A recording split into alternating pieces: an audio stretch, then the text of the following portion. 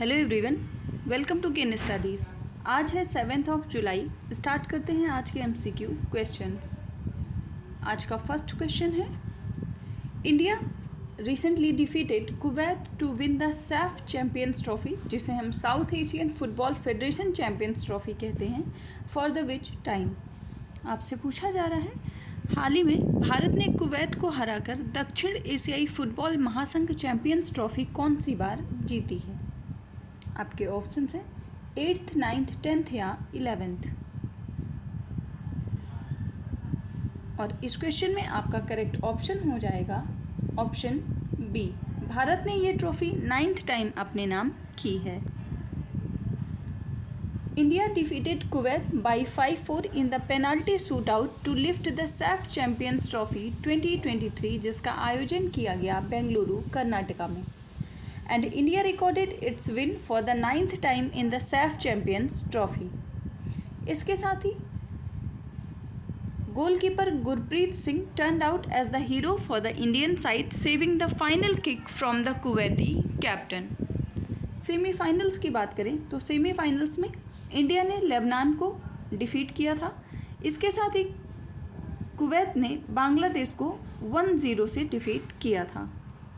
बढ़ते हैं next question की ओर। Who among the following has been appointed as the chairman of the senior men's cricket selection committee? आपसे पूछा जा रहा है, निम्नलिखित में से किसे सीनियर पुरुष क्रिकेट चयन समिति का अध्यक्ष नियुक्त किया गया है। आपके ऑप्शंस हैं शिवसुंदर दास, सलील अंकोला, अजीत आगरकर या इनमें से कोई नहीं। इस क्वेश्चन में आपका करेक्ट ऑप्शन हो जाएगा ऑप्शन सी। अजीत आगरकर को हाल ही में senior men's cricket selection committee का अध्यक्ष चुना गया है। Former Indian cricketer Ajit Agarkar has been appointed as the chairman of senior men's cricket selection committee. और इस सिलेक्शन कमेटी में चेयरमैन अजीत आगरकर के अलावा शिवसुंदर दास, सुब्रतो बनर्जी, सलील अंकोला और श्रीधरन शरत शामिल हैं। बढ़ते हैं नेक्स्ट क्वेश्चन की ओर। B6GA was launched by which of the following government department? आपसे पूछा जा रहा है, भारत 6G अलायंस जो है वो निम्नलिखित में से किस सरकारी विभाग द्वारा हाल ही में लॉन्च किया गया है। आपके ऑप्शंस हैं department for promotion of industry and internal trade, second department of telecommunications, third department of fertilisers या department of animal husbandry and dairying fisheries. आपसे भारत 6G अलायंस के बारे में पूछा गया है और इस क्वेश्चन में आपका करेक्ट ऑप्शन हो जाएगा ऑप्शन बी। इसको हाल ही में लॉन्च किया गया है डिपार्टमेंट ऑफ टेलीकम्युनिकेशंस के द्वारा। So department of telecommunication has launched Bharat 6G alliance to drive innovation and collaboration in the next generation wireless technology. इसके साथ ही भारत 6G अलायंस की बात करें तो ये एक कोलैबोरेटिव प्लेटफॉर्म है consisting of public and private companies, academia, research institutions and standard development organizations। बढ़ते हैं नेक्स्ट क्वेश्चन की ओर। Which of the following countries has become the 9th member of the Shanghai Cooperation Organization? आपसे पूछा जा रहा है, निम्नलिखित में से कौन सा देश संघाई सहयोग संगठन का 9वां सदस्य हाल ही में बन गया है। आपके ऑप्शन हैं इजिप्ट, ओमान, ईरान या इराक। और इस क्वेश्चन में आपका करेक्ट ऑप्शन हो जाएगा ऑप्शन सी। हाल ही में SCO का 9th मेंबर बन गया है Iran. So Iran has become the new permanent member of Shanghai cooperation organisation at an India hosted virtual summit of the grouping. इस वर्ष इंडिया ने SCO की समिट्स को होस्ट किया है। And with the addition of Iran as a new member, the total membership of SCO reaches 9. SCO की बात करें तो इसको फाउंड किया गया था at a summit in Shanghai in 2001 by the presidents of Russia, China, Kyrgyzstan, Kazakhstan, Tajikistan and Uzbekistan.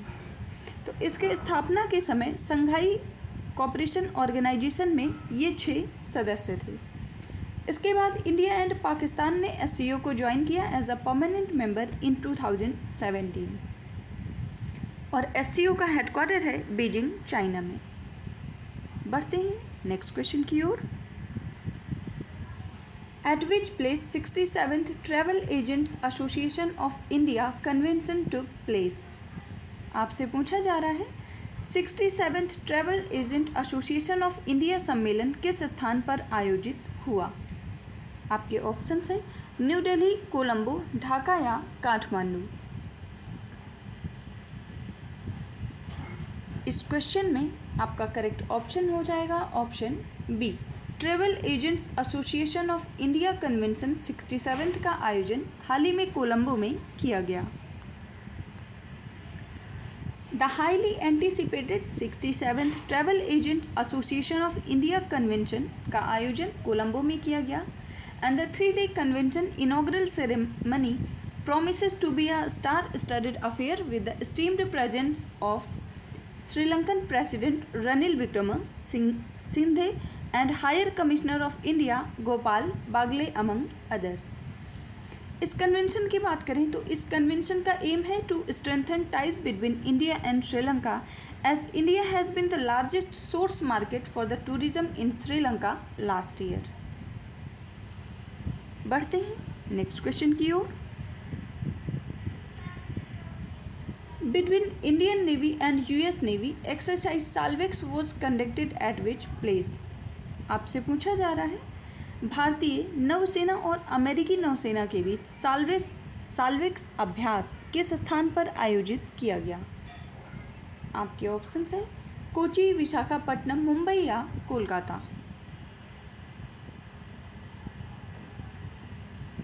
और इस क्वेश्चन में आपका करेक्ट ऑप्शन हो जाएगा ऑप्शन ए। एक्सरसाइज साल्वेक्स का आयोजन कोची में किया गया है।